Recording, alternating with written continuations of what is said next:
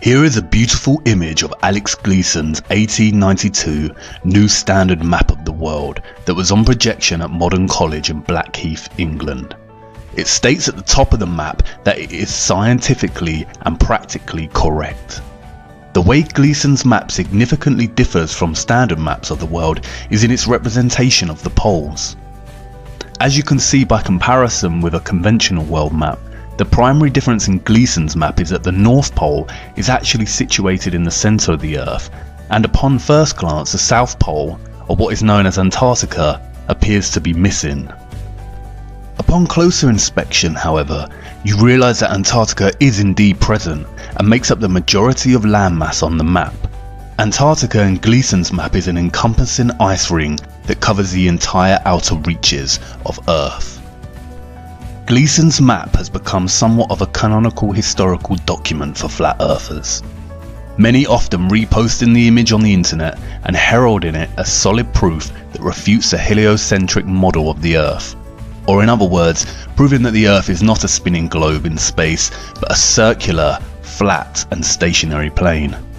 This was not enough proof for me, and while I gravitated towards the idea of a giant encompassing ice wall as a neat concept, I knew that we had a vast amount of evidence proving the existence of space, spherical planets, and entire sciences dedicated to solving the mathematical conundrums of physics. I mean, we landed on the moon, for God's sake. Surely if the Earth was flat and stationary, then somebody would have realised by now. These brave souls did the unthinkable. They flew to the moon, they landed, took their first cautionary steps and planted the American flag. NASA sent multiple crews to the moon on subsequent Apollo missions. They even managed to film Apollo 17 leaving the moon. Stage pushed. Engine arm is S. Okay, I'm going to get to pro. 99, proceeded, 3, 2, 1, ignition. Right away, Houston. Vector good. But wait, hold on. If this is footage of the crew leaving the moon and making the journey back to Earth, then who did they leave behind to film their craft take off? And wait, don't you think those colourful emissions on takeoff look kind of fake? I haven't seen any subsequent rockets produce these sort of dazzling colours, and I suppose they did admit that they had lost all their data from the mission. But maybe that was just coincidence. I started looking into NASA a bit more closely, and what I found was shocking. I can say with certainty that NASA is indeed lying to the world, and has been lying ever since its founding in 1958. But don't take my word for it. Sometimes you can't tell people the truth, you have to show them. So let me show you. Buckle up and sit tight, because Houston, we have a big problem. Okay, well, there's a big problem with the blue marble, and I'm going to zoom in here and show you what the problem is. These are all composite images where they are really not very good at Photoshop because they're using the Photoshop clone tool to replicate clouds. This cloud is a copy of this cloud. See the formations? They're identical formations. These right here, side by side, side by side. See this kind of W looking shape right here, replicated right here. This cloud is exactly the same as that cloud. You know, same clouds right there, and same thing on the other side of the world. They got the same thing going on. They got careless. Here, look, 1, 2, 3, 4, 5 of the same formations replicated right there. These two replicated, same exact formations right here.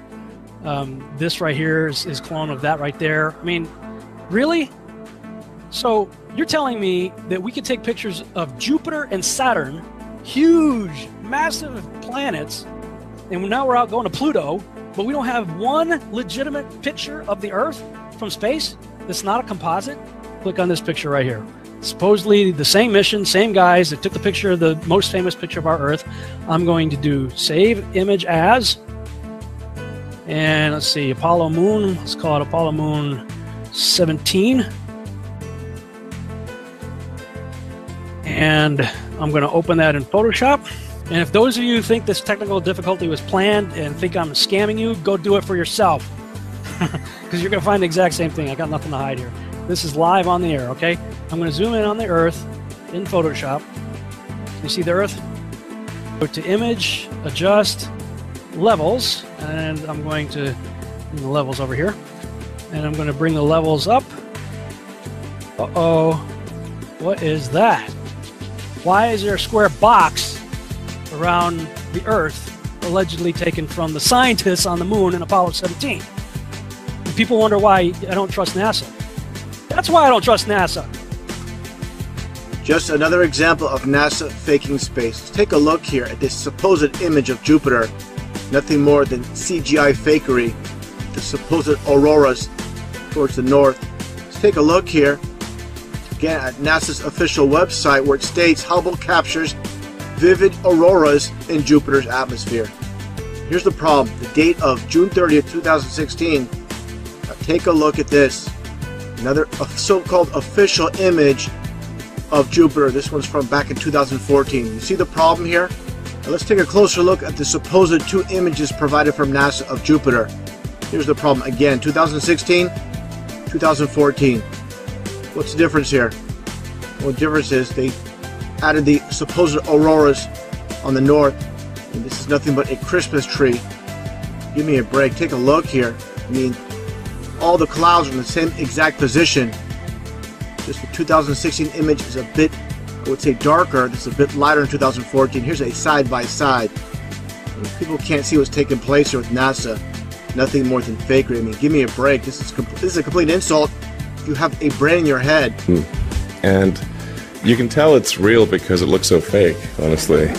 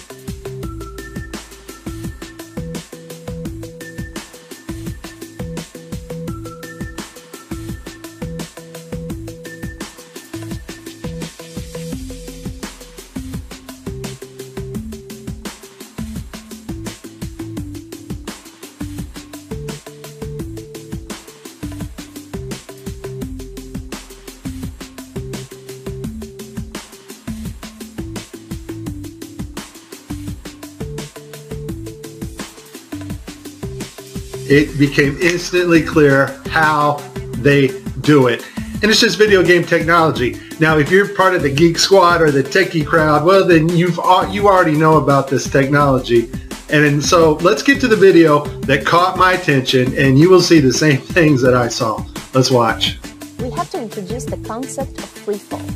So let's use this model of the Earth. And let's enlist the help of a friend, Patsy. You might know her.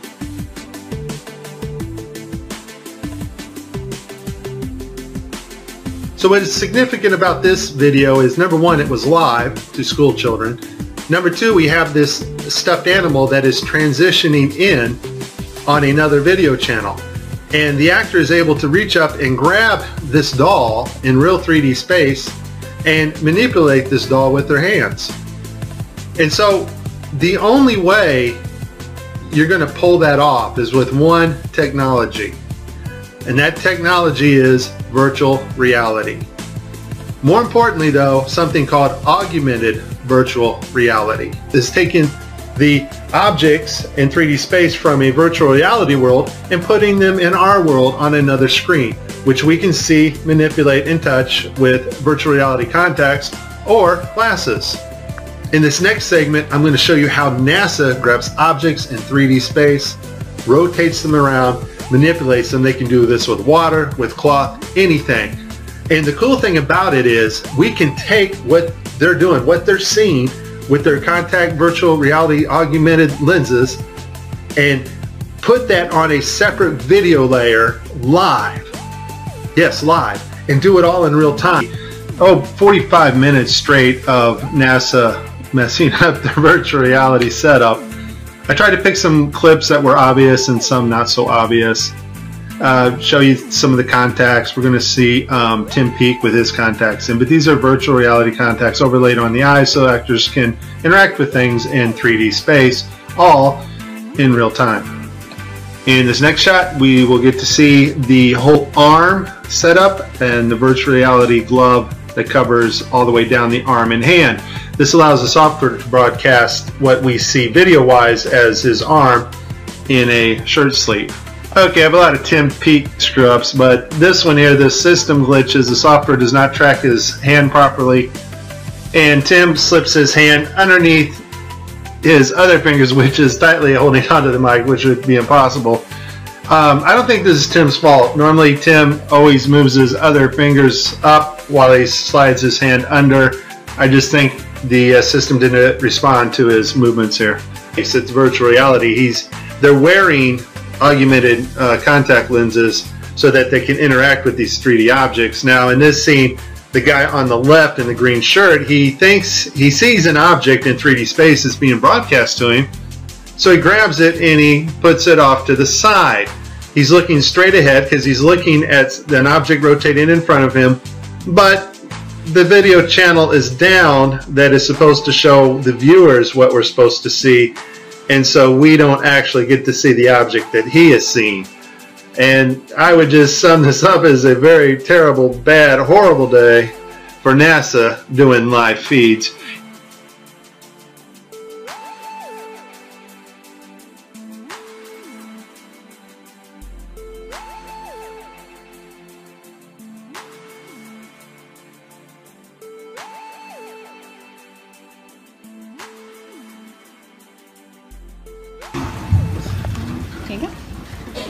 So many times during spacewalks outside the International Space Station, we can see air bubbles rising up. Can you touch on how there are air bubbles in space?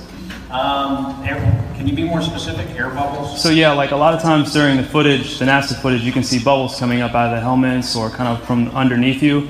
How do you explain bubbles in space? Yeah, I'm not sure exactly what you're talking about. Now sometimes you get water in the helmet, and it's either from sweat or from the cooling garments. And on some of my spacewalks, I had like water in the helmet. Not like I was going to drown in the helmet, but just little bits of water probably came from sweat. Often on the outside of the space station, you'll liberate little pieces of, it's a really harsh environment out there, and the outside of the space station gets beat up pretty good. And sometimes, you'll see just little flecks of paint or something that you might have disrupted floating away from the suit. And, that's generally what that is. I've never seen any kind of air bubble anywhere. Yeah. Could it be that you're filming in an underwater pool and you're not really out there?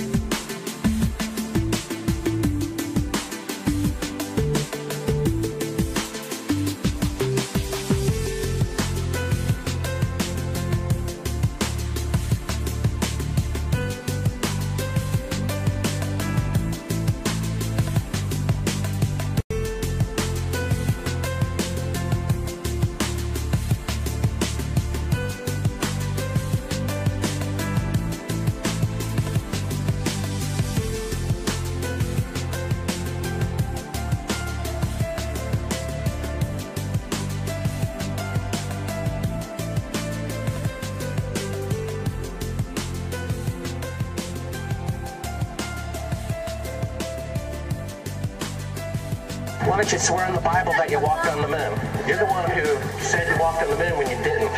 Calling the kettle black, if you ever thought of it. Say that misrepresented away from me. You're a coward and a liar and a thief.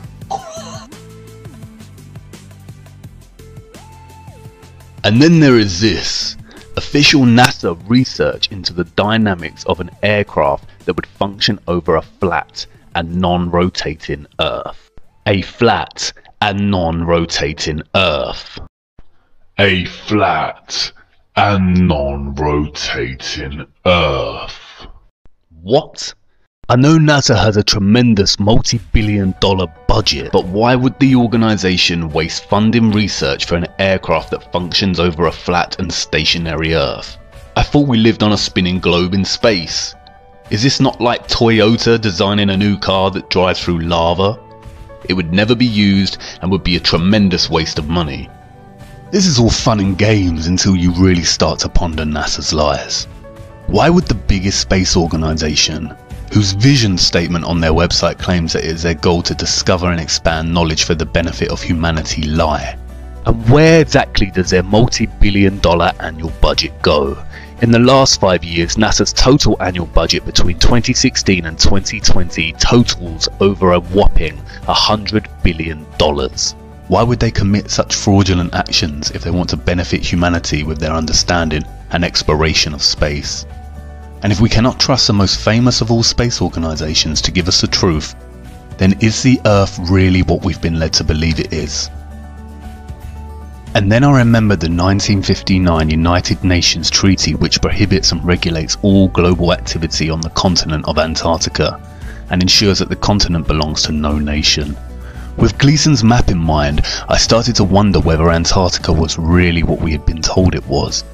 Was it really a freezing white untouched paradise where, as Sir David Attenborough shows us, penguins play in the snow? Could it really be a huge ice wall encompassing the entire Earth? And then something dawned on me and stopped me in my tracks. How did I not notice? It was staring me in the face the whole time. Gleason's map. Hidden in plain sight in the United Nations logo. Look, the North Pole is at the centre just like Gleason's map. And why is Antarctica missing? Or is it? Upon closer inspection I realised that the logo was framed in a circular laurel. I know from ancient Greek mythology that the laurel leaf came to symbolise Apollo. Apollo again. Just like the moon missions. In ancient Rome the laurel was not permitted for profane uses, and lighting it at the fires of the altar was strictly forbidden. And I knew from the treaty that the UN had strictly forbidden Antarctica from being explored and exploited. Was there a message in this? I started digging, and then I realised that not only did the United Nations have this logo, but also the International Maritime Organization, the International Civil Aviation Organization, and the World Health Organization. The Maritime Organization polices the seas, and the Aviation Organization polices the skies. The World Health Organization controls all health and disease communications and guidance for the world, much like it has during the COVID-19 pandemic. Did the UN's military really police Antarctica with the maritime and aviation, or is it just an arbitrary treaty honouring the last unspoiled place on Earth?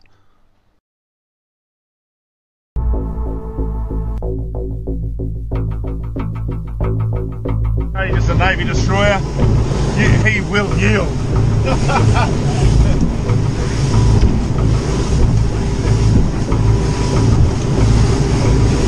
He'd be thinking, that cheeky better not cross my bow. Yeah.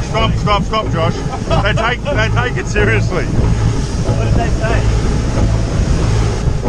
You got to yield. You can't just fucking. They think you're going to charge them. We don't know for sure, but I think they did say something. No, they did. They thought. They I thought I heard. They come back last call. Yeah, do that. Yeah, fucking talk to them. Actually going around. He's turning. Stop. He's turning. He is actually turning. He said about the ship yesterday. No, he is turning. Fucking hell, what have we done now? It's turning, Josh. Just sit still. He's slowed down, has he? Yeah, he's really slowed down. No doubt we were in trouble. What for? It's coming to us. It is coming to us. He's got the shits because... This is Warship Hobart, Warship Hobart, channel 16, over. 16. Yeah. Exclusion area, please report your intentions. Fishing. Who the fuck's that? We're heading to the shelf to go... Just say we're out fishing. Heading out fishing. No, we're just heading out fishing. Get the dinghies out, boys. They get away with This is Warship Hobart. You are authorized